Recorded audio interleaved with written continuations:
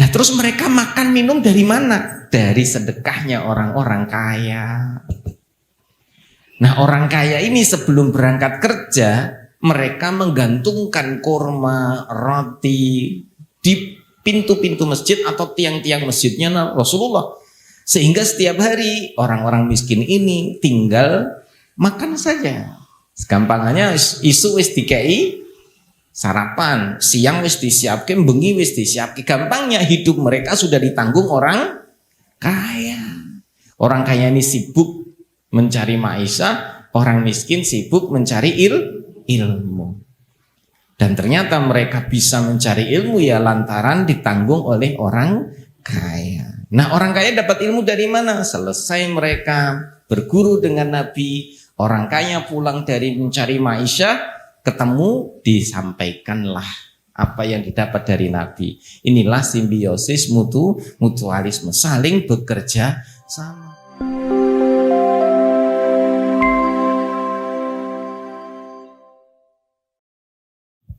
Bismillahirrahmanirrahim. Assalamualaikum warahmatullahi wabarakatuh. Alhamdulillah wa syukurillah wassalatu wassalamu ala rasulillah hamdan katsiran tayyiban barakan fih masyaallah kana wa lam yasha lam yakun la haula wa la quwwata illa billahil aliyyil azim. Asbahna ala fitratil Islam wa kalimatin ikhlas wa ala din nabiyina Muhammadin sallallahu alaihi wasallam wa ala millati abina Ibrahim wa ma kana minal musyrikin. Jamaah yang dimuliakan oleh Allah Ta'ala, seperti biasa sebelum kajian dimulai, mari bersama-sama kita menambah pundi-pundi pahala. Moga-moga menjadi bekal kita menuju ke akhirat nantinya. Semoga Allah meridhai dan merahmati kita semua. Kita baca surat Al-Ikhlas, berzikir dan bersolawat. A'udzu billahi minasyaitonir rajim. Bismillahirrahmanirrahim. Qul huwallahu ahad, Allahus samad, lam yalid wa lam yulad wa lam yakun lahu kufuwan ahad. Bismillahirrahmanirrahim. Qul huwallahu ahad, Allahus samad, lam yalid wa lam yulad wa lam yakun lahu kufuwan ahad. Bismillahirrahmanirrahim. Qul huwallahu ahad, Allahus samad, lam yalid wa lam yulad wa lam yakun lahu kufuwan ahad. Bismillahirrahmanirrahim. Qul huwallahu ahad, Allahus samad, lam yalid wa lam yulad wa lam yakun lahu kufuwan ahad. Bismillahirrahmanirrahim. Qul huwallahu ahad, Allahus samad, lam yalid wa lam yulad wa lam yakun lahu kufuwan ahad. Bismillahirrahmanirrahim. Qul huwallahu ahad, Allahus samad, lam yalid wa lam yulad wa lam yakun lahu kufuwan ahad. Bismillahirrahmanirrahim. Qul huwallahu ahad, Allahus samad, lam yalid wa lam yulad wa lam yakun lahu kufuwan ahad. Bismillahirrahmanirrahim. Qul huwallahu ahad, Allahus samad, lam yalid wa lam yulad wa lam yakun lahu kufuwan ahad.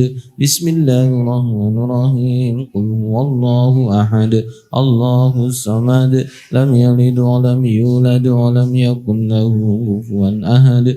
Bismillahirrahmanirrahim. Qul huwallahu ahad, Allahus samad, lam yalid wa lam yulad wa lam yakun lahu kufuwan ahad. La ilaha illallah wahdahu la syarika lah, lahul mulku wa lahul hamdu wa huwa ala kulli syai'in qadir. La ilaha illallah wahdahu la syarika lah, lahul mulku wa lahul hamdu wa huwa ala kulli syai'in qadir. La ilaha illallah wahdahu la syarika lah, lahul mulku wa lahul hamdu wa huwa ala kulli syai'in qadir. La ilaha illallah wahdahu la syarika lah, lahul mulku wa lahul hamdu wa huwa ala kulli syai'in qadir. La ilaha illallah wahdahu la syarika lah, lahul mulku wa lahul hamdu wa huwa ala kulli syai'in qadir. La ilaha illallah wahdahu la syarika lah, lahul mulku wa lahul hamdu wa huwa ala kulli syai'in qadir. La ilaha illallah wahdahu la syarika lah, lahul mulku wa lahul hamdu wa huwa ala kulli syai'in qadir. La ilaha illallah wahdahu la syarika lah, lahul mulku wa lahul hamdu wa huwa ala kulli syai'in qadir. La ilaha illallah wahdahu la syarika lah, lahul mulku wa lahul hamdu wa huwa ala kulli syai'in qadir. La ilaha illallah wahdahu la syarika lah, lahul mulku wa lahul hamdu wa huwa ala kulli syai'in qadir.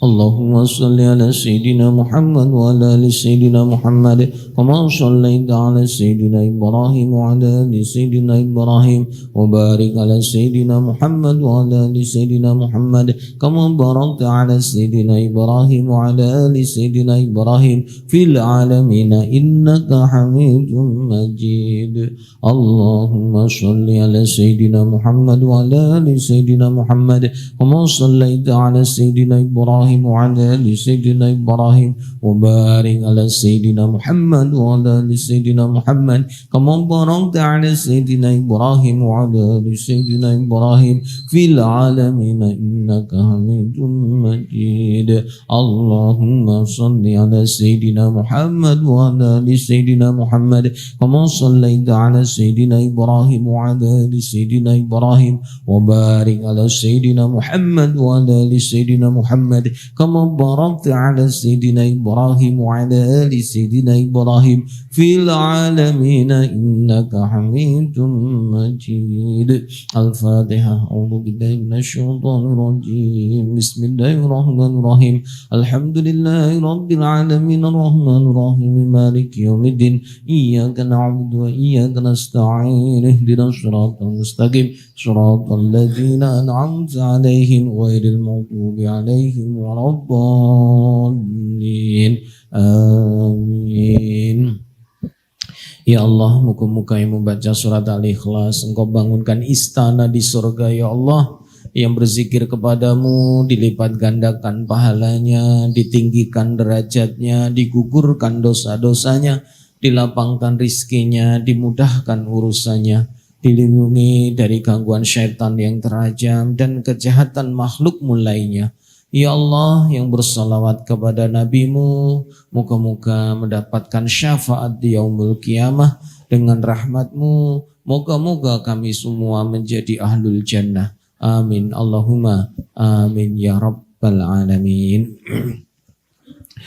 Jamaah yang dimuliakan oleh Allah Ta'ala, alhamdulillah kita berjumpa kembali di bulan Rajab, bulan istimewa. Moga-moga dilipat gandakan pahala. Semoga semua amal soleh kita diterima oleh Allah Ta'ala, digugurkan dosa-dosa kita, dilipat gandakan pahala kita. Amin. Jamaah yang dimuliakan oleh Allah, tema kita hari ini tentang motivasi ibadah di akhir zaman. Kenapa ini menjadi penting? Karena di akhir zaman banyak orang yang telah meninggalkan sunnah. Baik yang diwajibkan ataupun yang disunnahkan, banyak yang sudah meninggalkan. Saya ulangi, amal yang diwajibkan maupun yang disunnahkan sudah banyak ditinggalkan.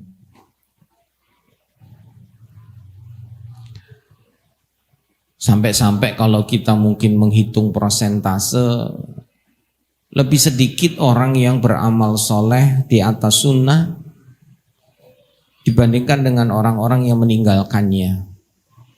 Jadi yang meninggalkan jauh lebih banyak, yang mengamalkan lebih sedikit.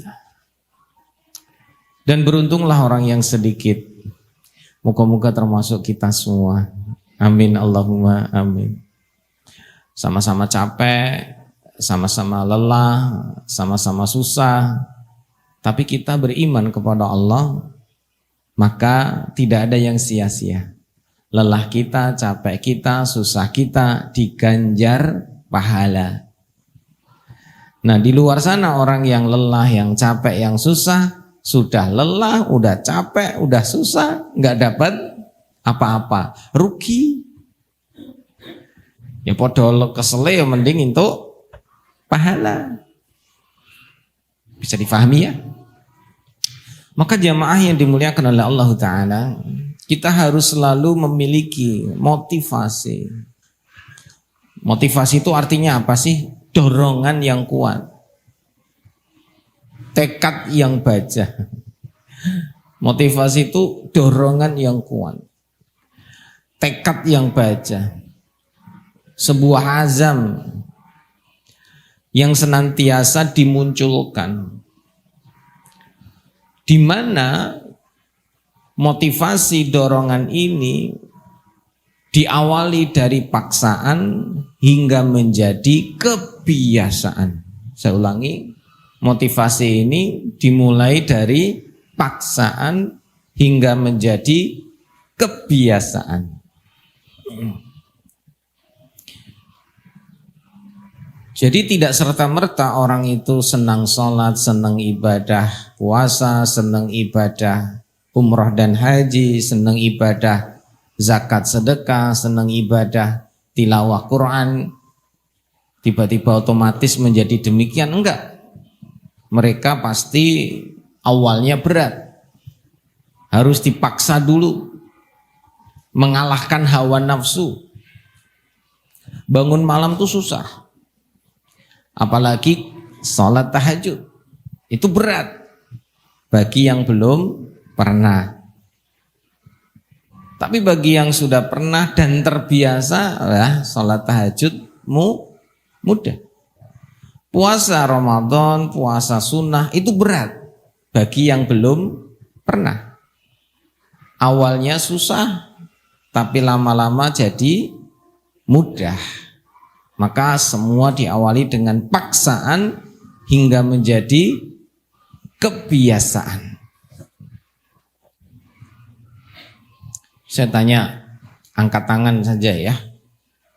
Terima kasih. Siapa yang punya amalan sunnah yang rutin dikerjakan sehari-hari? Angkat tangan. Saya ulangi ya, amalan sunnah yang rutin dikerjakan setiap hari. Angkat tangan saja deh. Bukan yang wajib loh ya, ane sholat duhur ya. Beda. Sunnah loh ya, angkat tangan. Siapa yang belum punya? Kuncinya apa? Setiap hari. Bukan setahun sekali. Bukan sebulan sekali. Bukan sepekan sekali. Tapi tiap hari. Siapa yang belum punya? Siapa yang udah punya? Oke, sudah punya ya? Lagi bapak-bapak rada angkat tangan kira 12. Isin po Pak, ora ono sing delok lho ya. Siapa yang punya? Oke, kalau sudah punya, apakah selama ini amalan yang panjenengan kerjakan tersembunyi? Angkat tangan. Atau dilihat orang? Siapa yang tersembunyi? Siapa yang dilihat orang? Tersembunyi ora angkat tangan, dilihat orang kakak. Nah, terus amalmu apa iki? Syekh Ali Jabir rahimahullah, yang beliau sudah meninggal ya, moga-moga Allah merahmati beliau, selalu memberikan motivasi kepada jamaah untuk kita memiliki minimal satu amal sunnah yang dikerjakan rutin, hanya dia dan Allah saja yang tahu. Untuk apa? Menjaga keikhlasan.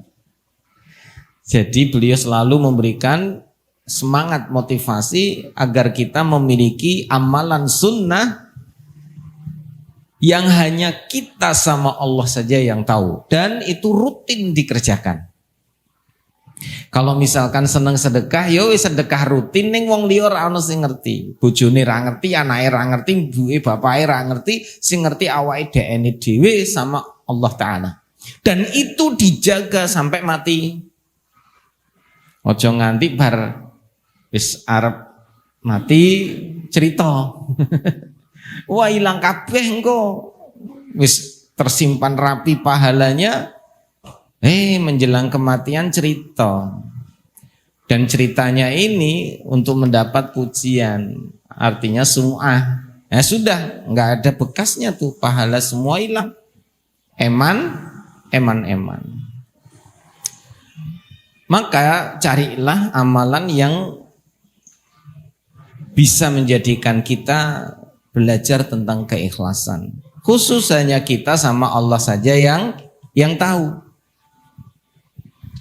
Jika belum punya, maka mulai sekarang cari supaya kita punya.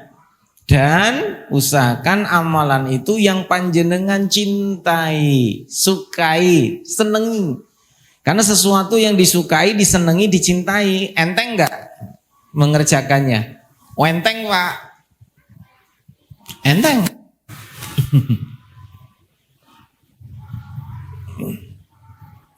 Di zaman Nabi SAW ada orang-orang yang diberi kelebihan oleh Allah Ta'ala. Ada sahabat yang diberi kelebihan harta. Akhirnya dengan harta itu dia beramal banyak dengan hartanya. Saya ulangi ya. Di zaman Nabi ada orang yang memiliki harta yang banyak dan Allah takdirkan dia hartanya banyak. Tapi dengan harta ini dia beramal dengan maksimal, dengan terbaik. Akhirnya ya jadi ahli surga kan begitu. Seperti Abdurrahman bin Auf, Utsman bin Affan dan sahabat lainnya. Ada lagi yang nggak punya duit, punyanya tenaga. Contohnya Bilal bin Rabah. Kalau sekarang bahasanya ya muazin lah, tukang azan, marbot. Tapi dengan tenaga yang dimiliki, kemampuan yang diberikan Allah, dia maksimalkan di situ, ternyata juga bisa jadi ahli surga. Masya Allah. Ada sahabat yang ingatannya kuat, sehingga dia tidak kerja, dia juga tidak dengan tenaga, tapi dengan akalnya kemana-mana mengikuti Rasulullah SAW. Untuk apa? Belajar. Akhirnya merekam banyak pembicaraan Nabi dan akhlak Nabi menjadi sunnah. Dia penghafal hadis yang paling banyak. Salah satu sahabat namanya Abu Hurairah radhiyallahu anhu, Ibnu Mas'ud, Ibnu Abbas dan sebagaimana yang lainnya. Memang diberi kecerdasan di atas rata-rata. Ada orang itu kalau dengar lalinan, orang ya. Ada yang dengar langsung ingatan. Nah, ini kelebihannya masing-masing. Nah, dia nggak mau kerja, dia nggak mau tenaga, dia hanya menggunakan akalnya. Dengan ini akhirnya menjadi guru buat orang-orang yang kaya. Yang tadi mereka sibuk mencari harta, nggak sempat ke majelis ilmu, seneng. Nah, ada orang yang senangnya perang, hadir di majelis ilmu jarang, bekerja pun enggak, senengannya jihad perang. Sidik-sidik mangkat perang, sidik-sidik mangkat perang. Contoh sahabat besar namanya Khalid bin Walid radhiyallahu anhu. Beliau ini ya Saifullah, pedangnya Allah, pemimpin perang. Hampir seluruh hidupnya itu sampai beliau wafat perang terus. Jadi sahabat yang paling banyak di medan perang. Sampai menginginkan syahid pun gak bisa syahid. Karena Allah takdirkan meninggal tidak di dalam medan perang. Waktu itu mengeluh, kenapa aku tidak mati di medan perang, padahal itu yang aku inginkan sebagai cita-cita tertinggi. Nah, beliau mengeluh kepada seorang sahabat, kalau tidak salah Ibnu Abbas radhiyallahu anhu. Langsung dikatakan, ya Khalid, bukankah engkau dijuluki oleh Nabi Saifullah, pedangnya Allah? Bagaimana mungkin pedangnya Allah bisa kalah di medan perang sehingga kamu wafat di sana? Bisa difahami? Maka Allah itu menjagamu, melindungimu, mendudukkan kedudukanmu setinggi itu sehingga kamu tidak akan mungkin terbunuh di medan perang. Masya Allah. Lah wong mosok pedangnya Allah kok kalah. Nah lucu. Langsung saat itu Khalid bin Walid tersadar dan dia merasa bersyukur sekali. Akhirnya hanya minta kepada Allah diwafatkan dalam kondisi tidak sedang tidur. Itu aja. Karena dia merasa tidak terjaga kalau meninggal dalam keadaan tidur. Jamaah yang dimuliakan oleh Allah, ada kisah di hari kiamat. Ini seorang ulama menyatakan ada 3 orang ini berebut masuk surga. Yang pertama orang yang mati syahid, pingin masuk surga duluan. Yang kedua itu ahli ilmu. Ahli ilmu salah. Orang yang kaya, banyak sedekah, dia pingin masuk surga. Karena orang kaya ini rajin sedekah. Dia dulu dong yang masuk surga, betul enggak? Wong kamu ngerti itu kan dari dia. Orang kaya, kamu kok ngerti sedekahmu itu membawa banyak pahala? Kowe ngerti saka sapa? Saka kiai, ahli ilmu. Ya berarti ahli ilmu ki sik to sing mlebu surga, betul tidak? Awang dia itu bersedekah dengan maksimal, yang ngerti kuwi saka Pak Yai kan gitu, seorang ulama. Termasuk orang yang ahli ibadah. Loh kamu kok semangat ibadah? Sholatmu semangat, puasamu semangat, maca Qur'anmu semangat, dengan pahala yang banyak kamu masuk surga. Kowe ngerti kuwi saka sapa? Saka Pak Yai juga. Wah, di situ ada seorang ulama, seorang kiai, ustadz yang tersipu malu. Ternyata 3-tiganya ngerti ilmu dari dia semua. Harusnya yang masuk surga dulu siapa? Pak Kiai, ahli ilmu. Saya ulangi ya. Orang mati syahid pingin masuk surga duluan, orang kaya pingin masuk surga duluan, ahli ibadah pingin masuk surga duluan. Nah ahli ilmu belakangan. Delok kayak kuwi karo mesem tok. Iki kabeh murite kok. Akhirnya malaikat meminta kepada Pak Yai masuk surga duluan. Pak Yai, ternyata mereka semua dapat ilmu dari jenengan. Sehingga semangat ke medan perang, semangat bersedekah, semangat beramal dari jenengan. Makan jenengan yang harus masuk surga dulu. Apa jawaban Pak Yai? Malaikat, saya tidak pantas masuk surga duluan. Karena saya bisa menjadi kiai, dulu saya mondok, dulu saya sekolah sampai luar negeri dibiayai sama orang yang kaya ini. Tetap yang menang orang kaya, Masya Allah. Ini percakapan yang luar biasa dari seorang ustadz, seorang ulama yang menunjukkan kedudukan seorang yang berilmu itu lebih tinggi dibanding yang lain. Akan tetapi orang yang berilmu ini kadang-kadang mendapatkan wasilah dari orang-orang kaya sehingga dia bisa belajar. Betul? Sama di zaman Nabi, ada golongan ahlu sufah, orang-orang miskin yang senantiasa belajar dengan Nabi SAW. Nah mereka bisa belajar rutin tiap hari kepada Rasulullah, tidak pernah kerja. Gak pernah mereka cari maisha. Hanya duduk tiap hari bersama Nabi. Kemana Rasul pergi mereka ikut, sehingga dapat banyak ilmu. Nah terus mereka makan minum dari mana? Dari sedekahnya orang-orang kaya. Nah orang kaya ini sebelum berangkat kerja, mereka menggantungkan kurma, roti di pintu-pintu masjid atau tiang-tiang masjidnya Rasulullah. Sehingga setiap hari orang-orang miskin ini tinggal makan saja.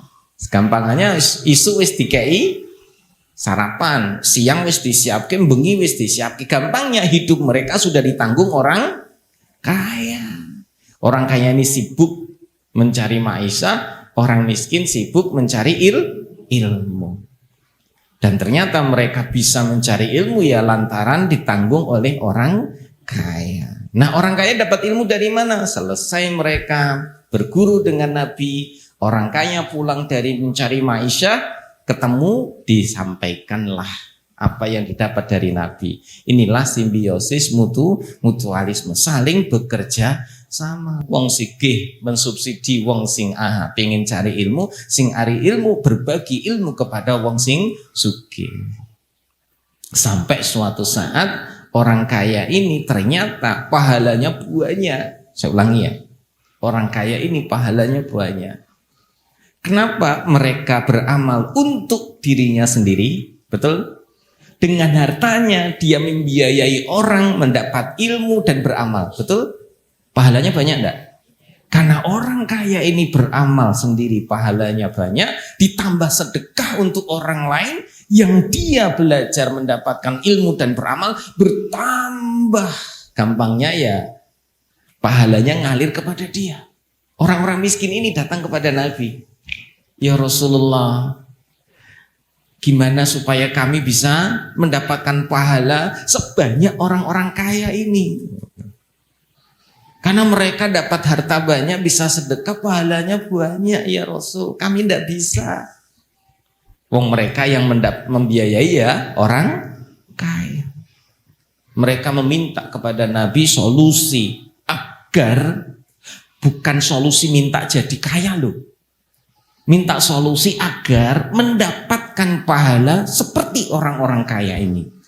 Akhirnya Nabi mengatakan, bacalah subhanallah 33 kali, alhamdulillah 33 kali, Allahu Akbar 33 kali. Maka barang siapa yang membaca itu semua, kamu mendapatkan pahala senilai orang kaya itu bersedekah. Masya Allah. Siapa yang merasa miskin? Baca aja ini. Dapat pahala seperti orang kaya yang sedekah. Masya Allah. Seneng gak orang miskin ini? Ahlu sufa ini seneng. Wah, kembalilah ke teman-temannya yang lain, disampaikan. Akhirnya mereka beramal semua. Nggak taunya orang-orang kaya ini pulang dari safar, ketemu mereka, mereka berbagi ilmu. Dapat apa dari Nabi? Oh, Nabi mengajarkan satu zikir seperti ini. Wah, akhirnya orang kaya ikut mengamalkan. Akhirnya mereka kembali Nabi kepada Rasul, kembali lagi kepada Rasul. Ya Rasulullah, orang kaya sekarang ikut seperti kami. Mereka juga ikut baca subhanallah, alhamdulillah, Allahu Akbar. Ada enggak ya Rasul amal lain yang bisa mengalahkan lagi? Kata Nabi SAW, enggak ada. Maka jika orang kaya itu mengamalkan sebagaimana apa yang kamu amalkan, maka itu karunia Allah Ta'ala kepada mereka. Jadi orang kaya yang dia bersedekah ditambah dengan zikir kepada Allah. Dia bersedekah sambil mengingat Allah, maka pahalanya walah yuwis. Orang miskin gak bisa mengalahkan dengan amal yang lain. Muka-muka semua jadi orang kaya yang senang bersedekah dan berzikir kepada Allah Ta'ala. Amin Allahumma amin. Nah, Bapak Ibu jamaah yang dimuliakan oleh Allah, untuk mendapatkan motivasi dalam ibadah apalagi di akhir zaman, maka yang pertama syaratnya memiliki tujuan. Jadi syarat agar kita memiliki motivasi itu pertama harus punya tujuan. Kita ibadah untuk apa? Kita ibadah buat apa? Itu harus ngerti. Kita ibadah untuk siapa? Itu harus tahu. Ibadah buat apa? Ibadah buat siapa? Ibadah untuk apa? Itu harus ngerti. Maka barang siapa yang tidak memiliki tujuan, ya tidak ada semangat. Nggak punya tujuan. Dan dia tidak akan kemana-mana. Sehingga ada satu ungkapan, diingat, ditulis, orang yang tidak punya tujuan tidak akan kemana-mana. Saya ulangi, orang yang tidak punya tujuan tidak akan kemana-mana.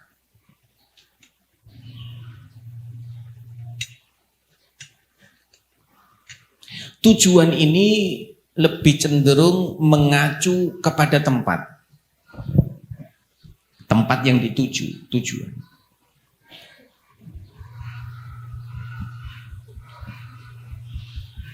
Contoh, besok Lebaran, Bapak Ibu mau kemana? Hah? Mudik. Mudik paling jauh kemana? Siapa yang di sini paling jauh? Mana Bu? Sumatera. Oke, Ibu besok Lebaran mau pulang nggak ke Sumatera? Insya Allah karung guyune ra tenanan iki. Oke. Beliau besok Lebaran mau ke Sumatera. Nah, ibu-ibu yang lain besok Lebaran kemana? Nggak tahu tak, mungkin ya nggak kemana-mana. Bener ya? Maka Lebaran besok peluang ibu yang ke Sumatera lebih besar atau lebih kecil? Lebih besar karena sudah punya tujuan. Lah ibu-ibu yang nggak kemana-mana besok Lebaran kemana? Ya nggak kemana-mana, seneng omah wae memang randuwe tujuan, paham? Maka orang termotivasi dalam ibadah harus ngerti ibadah ini untuk apa. Maka jika kita memahami bahwa ibadah kita untuk bekal ke akhirat, wis game over itu sudah. Gampangnya udah tuntas itu. Maka dia semangat beramal soleh karena dia tahu bahwa nanti akan mati, kembali kepada Allah, hidup kekal abadi di akhirat. Artinya apa? Semua orang pasti ke akhirat. Bagaimana agar ke sana selamat? Maka motivasinya kuat. Kamu ibadah mau apa? Ibadah mau kemana? Mau ke akhirat. Karena kalau nggak ibadah sekarang, rugi nanti saat ternyata sudah mati, lu jebule ono perjalanan. Kan tujuan kita mau kemana hidup ini? Ke akhirat, pulang kampung, kembali kepada Allah. Saya ulangi ya, kita ini hidup semuanya sedang berjalan menuju akhirat. Sampai-sampai dalam ilmu motivasi itu orang yang fokus kepada sesuatu, maka yang lainnya akan menjadi samar-samar atau alias terabaikan. Saya ulangi. Orang yang fokus kepada sesuatu, maka yang lainnya akan samar-samar atau terabaikan. Orang yang fokus kepada akhirat, maka dunia ini jadi samar-samar, terabaikan. Gampangannya orang begitu dipedulikan. Tidak menjadi sesuatu yang membuat dia akhirnya tamak dengan dunia, sibuk dengan dunia, sampai lupa akhirat. Maka sebaliknya orang yang fokus kepada dunia, maka akhirat jadi samar-samar, bahkan terabaikan. Wong urusannya dunia tok sing diurusi, akhirnya akhiratnya hilang. Bisa difahami? Halo? Contoh, coba ibu bapak dua tangannya ditaruh di depan. Nih, dilihat punggung tangannya.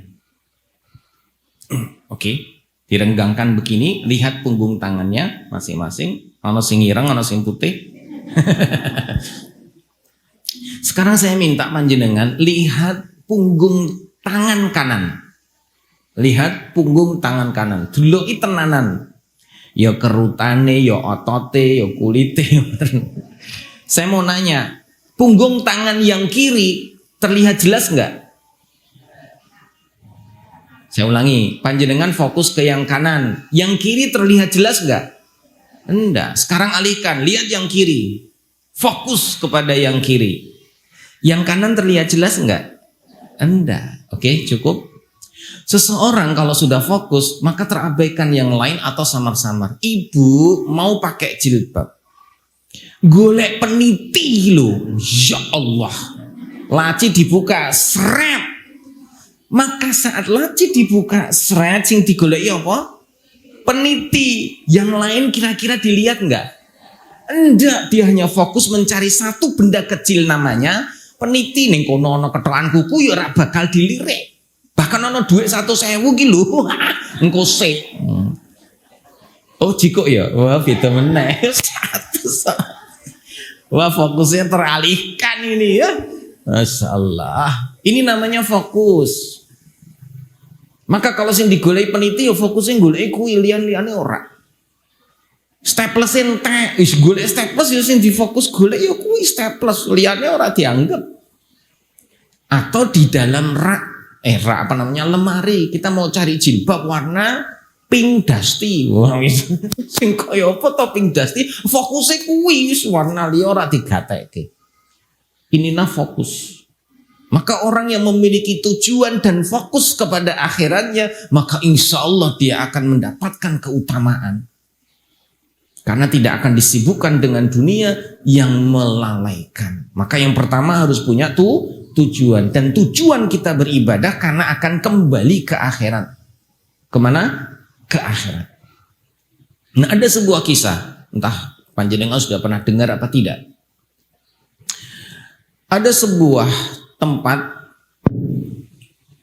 yang di situ ada rakyat yang banyak dengan sebuah kerajaan yang memiliki aturan. Aturannya adalah di kerajaan itu siapa saja boleh menjadi raja. Saya ulangi, siapa saja boleh menjadi raja. Syaratnya patuh hanya berlaku 4 tahun. Yang kedua, setelah dia jadi raja, semua perintahnya diikuti. Saya ulangi ya Bu, Pak. Di satu wilayah ini ada sebuah kerajaan yang memiliki aturan. Siapa saja boleh jadi raja. Yang kedua, masanya 4 tahun. Yang ketiga, semua perintahnya ditaati. Setelah 4 tahun memimpin, maka dia harus dibuang ke sebuah pulau. Di wilayah ini seberangnya tuh ada pulau. Dan di pulau ini penuh dengan binatang buas. Ya harimau, kalajengking, ular, buaya, semua binatang buas. Dia selesai menjadi raja harus dibuang ke pulau ini. Akhirnya ada yang mau menjadi raja. Raja pertama dia sangat foya-foya, sangat senang sekali karena menjadi raja. Selama berapa? 4 tahun. Dia kerjaannya foya-foya. Yes, makan, minum, judi, mabuk, zina, wis semua dilakukan. Selesai 4 tahun dan rakyatnya juga sama nih. Dapat perintah suruh minum, minum kabeh, kon minum kok.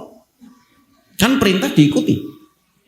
Judi, kok judi kabeh. Pokoknya melakukan semua yang enak-enak tapi diharamkan ini dilakukan semua.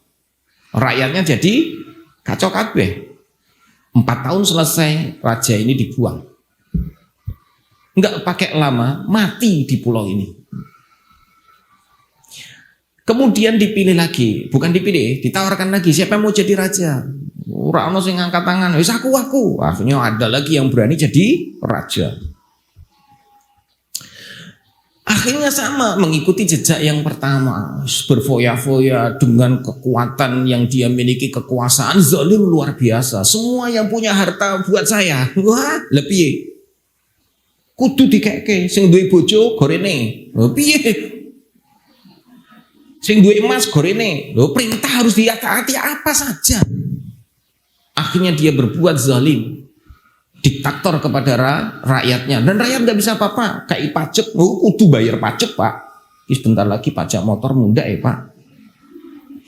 BBM naik, pajak naik, mobil naik, KB naik. Dewi protes lah. Ya protes, tapi iso. Ya ra iso, tetep manut. Nah, ini diktator iki. Sorry. Nah, selesai 4 tahun rakyat ini begitu sengsara. Sepinginnya dong cepet 4 tahun. Akhirnya raja ini dibuang. Wis selesai, buang ke pulau ini. Tidak pakai lama, mati. Akhirnya vakum, kosong. Tidak ada yang berani lagi menjadi raja. Dibuang kok, mati kok. Gopo, enak 4 tahun tapi ning kono terus mati. Sampai vakum lama ditawarkan siapa yang mau jadi raja, nggak ada. Sampai ada seorang pemuda memberanikan diri. Apakah anak muda boleh? Oh boleh. Wong ini siapa saja kok mau jadi raja, silahkan. 4 tahun semua perintah diikuti, tapi selesai harus pergi ke pulau itu. Beneran semua perintah diikuti? Iya. Apapun itu iya. Kan wis terbukti. Oke, saya siap jadi raja. Pemuda ini jadi raja. Langkah yang pertama dia langsung bilang, kumpulkan semua tentara, kumpulkan semua orang-orang kuat.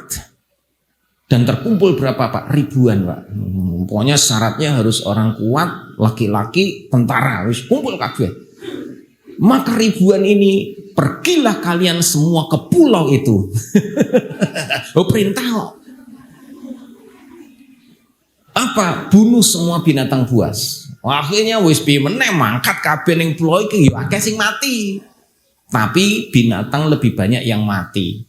Akhirnya meskipun beberapa tentara jadi korban, tapi mereka memberikan kontribusi besar. Pengorbanan mereka terbayar. Kenapa? Binatang buas sudah tidak ada lagi. Setahun membersihkan pulau yang ini. Resik dari semua binatang-binatang buas. Tahun kedua dia perintah lagi, kumpulkan semua orang pintar. Arsitek, teknik sipil, semua kumpulin. Semua orang pintar pergi ke pulau itu, bangun istana yang megah, bangunan-bangunan yang mewah. Kalau kayu tidak ada, tebang semua kayu di sana. Sumber daya alam nggak ada, ambil dari pulau kita, dari wilayah ini. Emas keruk semua bawa sana. Gue bangun no. Ini kayak orang yang Indonesia ya. Iki rano hubungannya janjane ojo, iki politik iki. Enggak, ini kisah yang berbeda. Kok delala rodok bener kan ya. Aduh ya Allah. Jangan ke sana ya, ini beda asosiasinya. Waktu saya mendengarkan pertama kisah ini juga asosiasinya ke sana. Nah, 2 tahun, 3 tahun Pak rampung pembangunan. Kaya IKN ngono ya, nyebut malah. Wah, ngepet wis. 2 tahun rampung. Tahun keempat, nih perhatikan. Kan tahun terakhir nih dia memimpin. Wah, ini tahun terakhir ini. Berarti aku mandek jadi raja. Tahun keempat dia memerintahkan semua wanita-wanita yang baik, pemuda-pemuda yang baik, laki-laki yang baik, keluarga yang baik-baik, semua wajib pindah ke pulau itu. Sing elek-elek tinggal. Akhirnya terjadilah eksodus besar-besaran, orang-orang yang baik dan merasa baik semua pindah ke pulau itu. Rajanya ikut pindah enggak? Ikut pindah. Yang tersisa di pulau ini orang-orang jelek atau mungkin kriminal-kriminal lah begitu. Akhirnya setelah dia selesai dari jabatan 4 tahun dia di sana, mati enggak? Enggak. Kenapa? Karena di sana sudah tidak ada lagi binatang buas. Bahkan di sana dia menikmati kebahagiaan dengan rakyat yang pernah dia pimpin. Hidup senang selamanya di sana.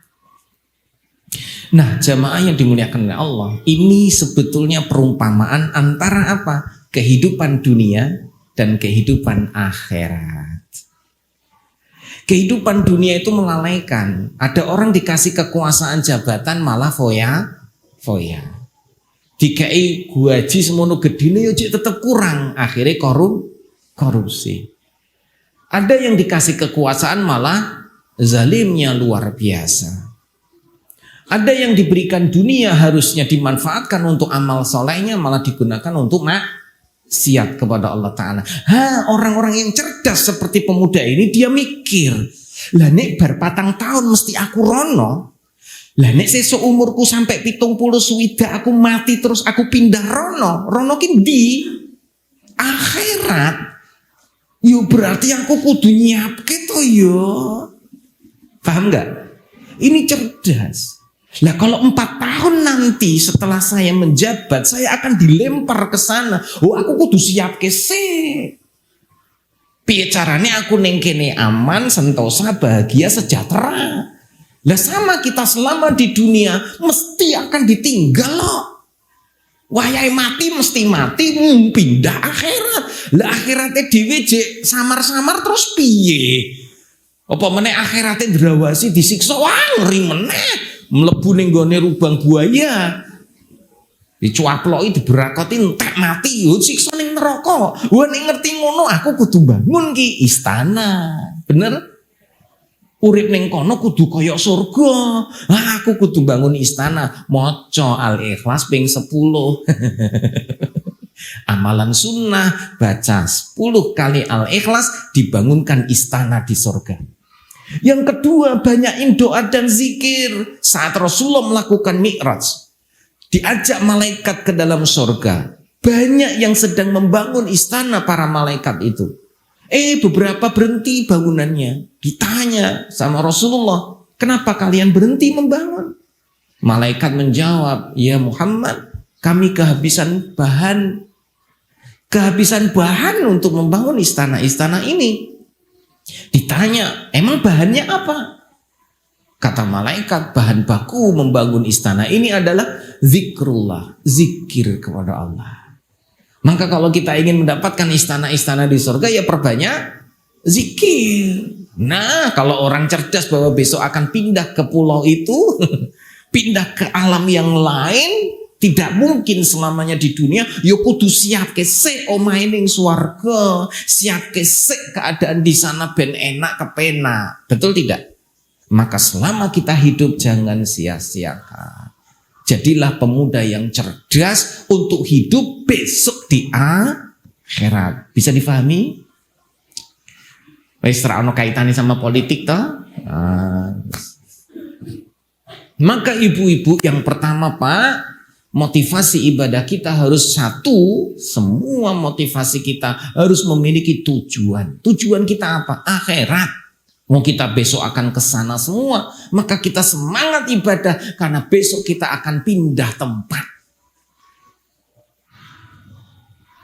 Contoh, ada orang yang bekerja di Sumatera, Bu. Teman saya kerja di Medan. Ikut proyek pembuatan jalan tol Transjakarta. Trans Sumatera. Transjakarta. Masih muda, habis nikah berapa bulan, ikut proyek pembangunan jalan tol di sana berbulan-bulan. Sekarang udah sekian tahun nggak pulang. Pertanyaannya, dia di sana kerja, dapat uang banyak, kira-kira bangun rumah di sana enggak? Istrinya di sini loh, keluarganya di sini loh, dia sendirian di sana.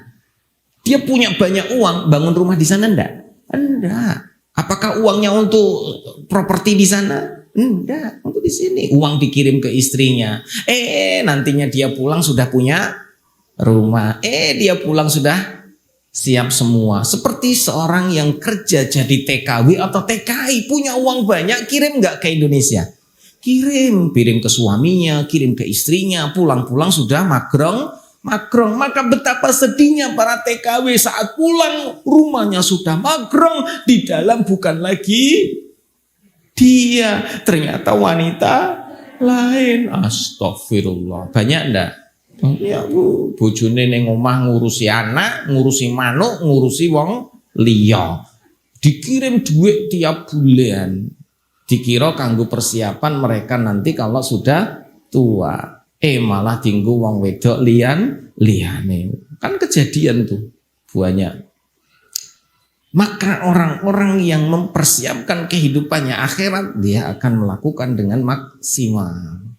Maka sebagaimana orang yang tadi merantau, dia kerja ya untuk kembali ke kampung halaman. Maka motivasi ibadah kita yang pertama harus punya apa? Tujuan. Karena orang yang nggak punya tujuan nggak kemana-mana. Orang kafir itu nggak punya tujuan. Mereka hidup sebagaimana binatang, yo mangan, yo ngombe, yo turu, yo hubungan seks, yo duwe anak, podo karo kewan. Itu orang kafir nggak punya tujuan, no. Karena mereka mengira tujuan hidup mereka ya hanya di dunia saja. Mereka nggak beriman kepada akhirat, mesti rak percaya dengan akhirat. Maka sebagaimana raja pertama dan yang kedua, urip ning kono 4 tahun, yus foya-foya, wis dinikmati. Wabes, wis pokoknya dintentekke lah. Ra ngerti ya jebule malah dilempar ke pulau. Jane wis ngerti engko nek dilempar ning pulau, betul tidak? Tapi dia mempersiapkan enggak? Dia enggak mempersiapkan. Pokoknya ning kene dinikmati sak nikmat-nikmate, bar kuwi dilempar kono. Lah wis. Mati ra iso apa-apa ning kono malah. Maka orang-orang kafir itu yang juga sama di dunia, mati-matian mereka mencari harta hanya dinikmati untuk dunia saja. Besok sengsara selamanya di neraka. Rugi deh ya. Maka kita jangan seperti mereka. Kita ini menjadi orang yang cerdas, mengumpulkan bekal untuk kehidupan akhirat. Maka Bu, semangat Pak, semangat ibadah, ya sholat semangat, puasa semangat, ngaji semangat, sedekah semangat, haji umroh semangat. Terus pokoknya semua yang membuat kita akan hidup nyaman di akhirat, semangat di kabeh. Sing maksiat rasa semangat, karaoke semangat, piye kuwi? Keplek lu semangat. Semangat. Nauzubillah. Ngentekke waktu, ngentekke duit. Ya Allah Gusti. Apa meneh sing seneng hobi mancing, alah rasa mancing tinggal ning pasar tuku ngono kuwi ya. Suwi ngentekke duit, ngentekke wektu lah ya Allah Gusti, wegere nyerok rampung. Kecuali mancing karo dremimil ngaji murojaah. Alhamdulillah minasyaitonir rajim. Manfaat kuwi. Ning ana ra sing kaya ngono. Wah ternyata murojaah sing ngrungokke iwake akeh. Wow, istimewa langsung viral. Entuk duite ora saka iwak saking virale. Saiki semua dengan keviralan. Sampai kilo ada orang menggunakan auratnya hanya untuk demi cuan.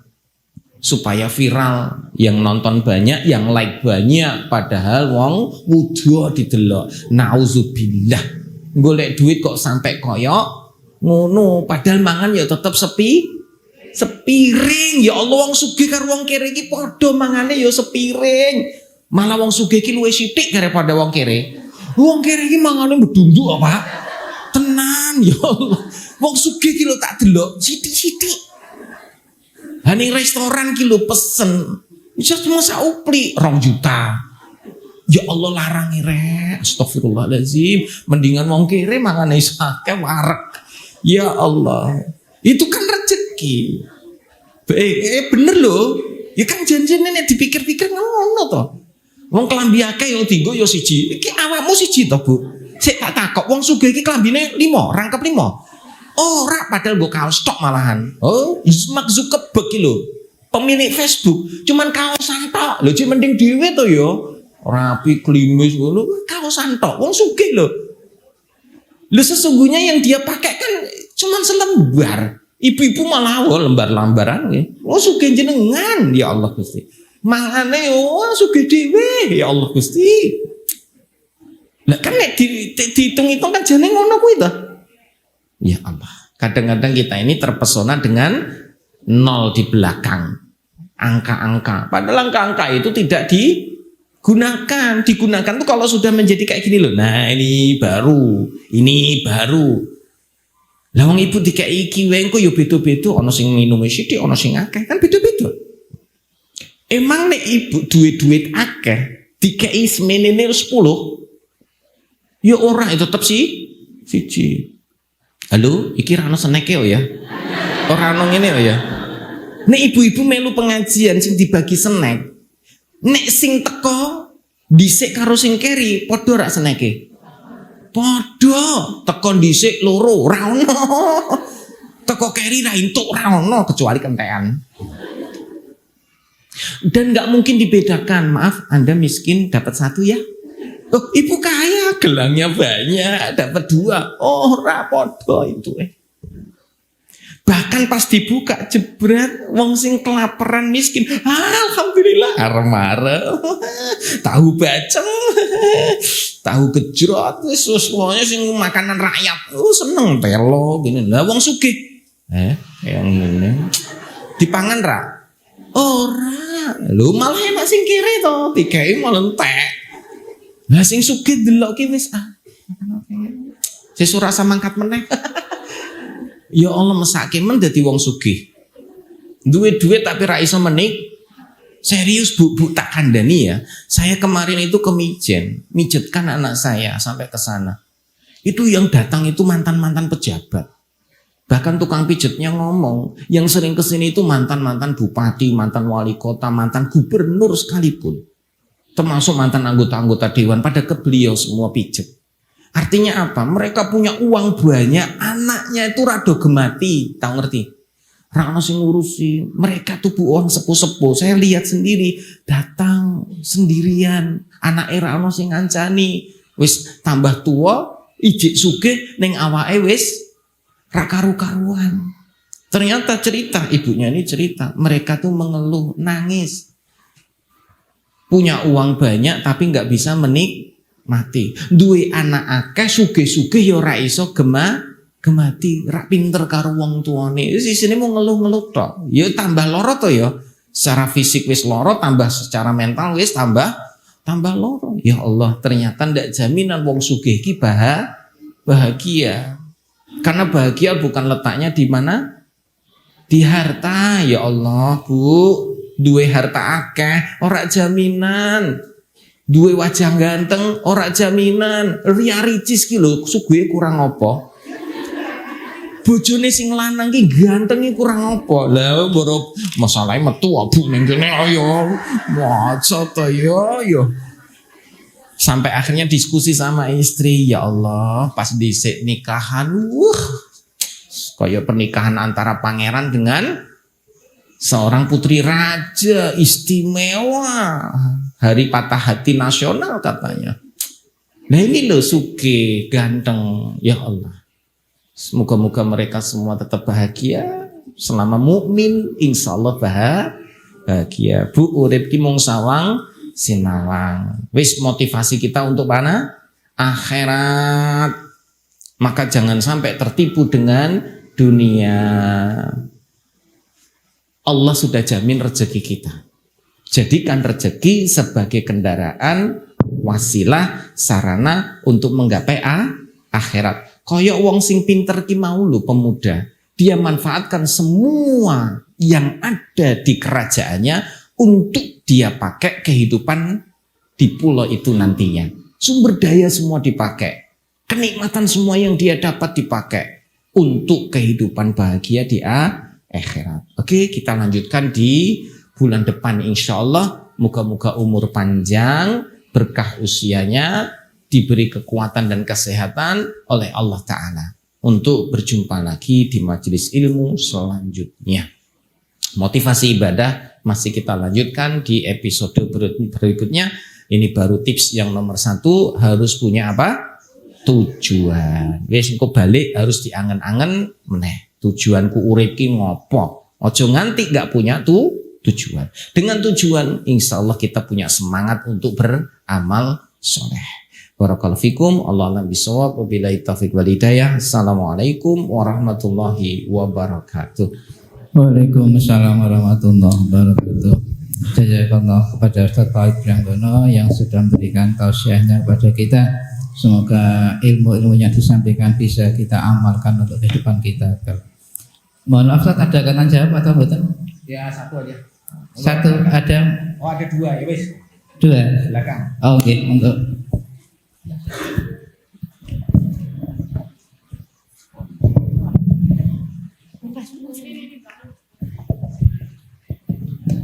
Assalamualaikum Ustaz. Saya mau tanya, tadi seperti yang Ustaz sampaikan, amalan soleh kalau kita membaca surat Al-Ikhlas 10 kali itu akan didirikan rumah di tengah-tengah surga. Dan saya ingin tanyakan, apakah sama posisinya dengan seseorang yang menghindari perdebatan yang akan didirikan rumah di tengah-tengah surga?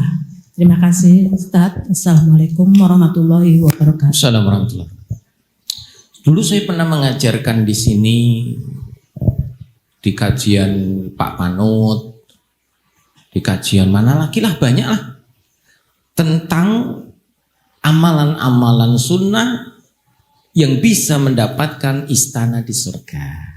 Jadi untuk dapat istana di surga itu ada banyak jenis amal soleh. 1 tadi baca 10 kali surat Al-Ikhlas. Sekali baca 10, bukan dicicil. Isuk loro, awan loro, sore loro, bukan. Sekali baca 10. Yang kedua tadi, barang siapa meninggalkan perdebatan, meskipun dia benar, Allah akan diganti dia dengan istana di surga. Jadi akhlak yang baik itu, meninggalkan perdebatan itu, meskipun dia benar, Allah ganti dengan istana di surga, diganjar dengan istana di surga. Yang ketiga, siapa yang memiliki akhlak yang baik, akhlakul karimah, Allah akan beri istana di surga. Akhlak yang baik. Dan akhlak baik ini berat. Ada yang orang itu baik sama tetangga, nggak baik sama istrinya. Ada ya? Karo wong liya ki lho halus banget. Karo keluargane ki lho kasare rek. Mendelik-mendelik sisan. Karo tamu ki lho apian banget, Pak. Tapi karo anake dhewe galahe pol. Ini akhlaknya buruk. Karo ibuke bapake dhewe apian, karo mertuane wis kaya jutaan. Nah, itu akhlaknya buruk. Jelas? Maka orang yang baik akhlaknya, langsung Pak dikasih istana di surga. Yang berikutnya, siapa yang meninggalkan dusta meskipun sedang bercanda, maka Allah akan bangunkan istana di surga. Jadi orang kalau dia mampu meninggalkan yang dusta, meskipun sedang bercanda sekalipun, guyon ning orang ngapusi, Allah kasih istana di surga. Hari ini di mana orang banyak menipu, cah cilik wae menipu. Mah, tadi ada kucing ketabrak motor mah, mati mah. Mosok ning ndi, tapi bohong. Nah, kan biar ketawa, biar seneng, betul nggak? Betapa banyak stand up komedi yang seperti ini, menceritakan banyolan komedian yang semuanya itu hoak, bohong, mengarang cerita supaya orang apa? Ketawa. Ini bercanda tapi bohong. Maka orang yang bisa meninggalkan ini, kasih istana di surga. Gampang apa susah? Susah. Ini butuh latihan terus. Apa mana sing biasa ngapusi? Wangel. Nah ini contoh. Ada lagi sholat duha 4 rakaat, qobliyah duhur 4 rakaat. Nek sing mau kan rada enteng piye abot-abot mau ya. Sholat 4 rakaat duha, sholat 4 rakaat qobliyah duhur. Allah kasih istana di surga. Nah, iki engko balik langsung sholat duha minimal 4. Ada lagi sholat rawatib 12 rakaat. 4 rakaat sebelum duhur, 2 rakaat sesudah duhur, 2 rakaat sesudah maghrib, 2 rakaat sesudah isya, 2 rakaat sebelum subuh, total 12. Dijaga seharian ini, Allah bangunkan istana di surga. Ada lagi yang enteng sing duwe duit. Barang siapa membangun masjid, musola, tempat ibadah, meskipun sebesar sarang burung, raketang sitik, Allah ganti dengan istana di surga. Ono musola direnovasi, masjid direnovasi, raketang ya 10.000 lah. 1.000 wis. Itu Allah akan kasih istana di surga. Oh, Masya Allah. Sing duwe duit. Nek duwe duit ya pasir, padha wae ya, semen. Tapi ya nganggo duit to. Ini yang paling berat nomor sekian ini. Tapi ini istimewa, nggak ada yang ngalahin. Barang siapa punya buah hati, meninggal dunia. Duwe bocah cilik mati, meninggal. Langsung dia mengucapkan Alhamdulillah. Dan dilanjutkan Inna lillahi wa inna ilaihi rajiun. Maka Allah akan bangunkan istana di surga, yang istana itu ada tulisannya Baitul Hamdi, rumah pujian.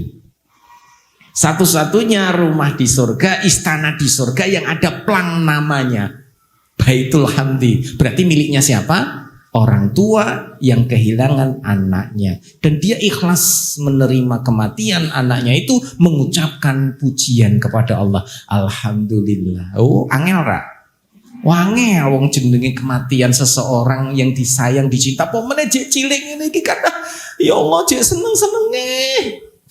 Aduh, wis pomene wis 2 tahun, 3 tahun wis semua kenangan itu wangel, Bu. Pemenang diopnam ning rumah sakit, dokternya ngabani, Pak, mohon maaf, kami sudah berusaha semaksimal mungkin, putra bapak tidak tertolong. Nah kita jawab apa? Alhamdulillah dok. Oh ora. Dokternya malah tinggal di kok, lho ki piye to ki? Kaya malah bersyukur ki piye? Kan aneh. Padahal ini sunnah.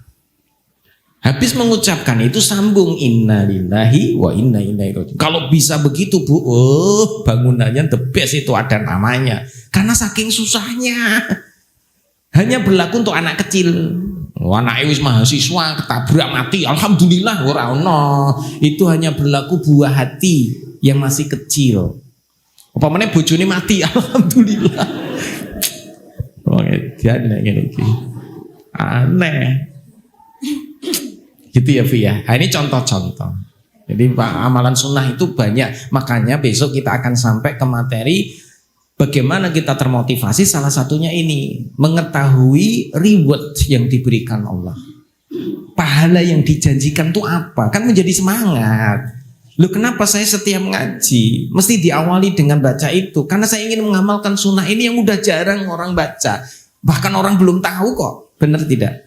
Sampai saya diprotes, Pak Ustadz itu ndak nyunah. Mosok kok ngaji kok baca Al-Ikhlas sih, mosok zikir sih, sholawat sih, itu nggak nyunah, nggak sesuai sunnah ngajinya. Sampai nanya ada dalilnya ndak ngaji kok diawali itu? Langsung tak jawab. Uang ngaji nganggo kitab, zaman Nabi ada ndak? Ya ndak ada. Wong dulu nggak ada yang tertulis kok. Yang boleh ditulis hanya ucapan firman Allah. Itu pun ditulis di lembaran-lembaran dari kulit-kulit binatang, dari kayu-kayu pohon. Hadis nggak ada yang ditulis, semua dihafal. Berarti nih ngaji nganggo buku kitab, bid'ah. Raintuk bu, ini gak nyunah. Repot. Apa mana direkam di video nggo HP? Ra nyunah wi. Ya lucu. Itu metode, jelas ya. Apalagi yang kita lakukan ada dalilnya. Itu termasuk menghidupkan sunnah. Dan ini metode saya kok. Kenapa? Apabila satu majelis ilmu, di situ ada Al-Quran yang dibaca, ada hadis Nabi yang disampaikan, maka semua yang hadir akan mendapatkan doa ampunan dari malaikat dan doa rahmat dari para malaikat itu. Maka kalau cuman kumpul-kumpul ra ono sing dibahas Quran Sunnah, ra ono diwacake Al-Quran juga, ya malaikatnya nggak dongake. Itu dalil-dalilnya. Jelas ya Bu ya. Nanti masuk ke tema itu. ربي لك الكون ينادي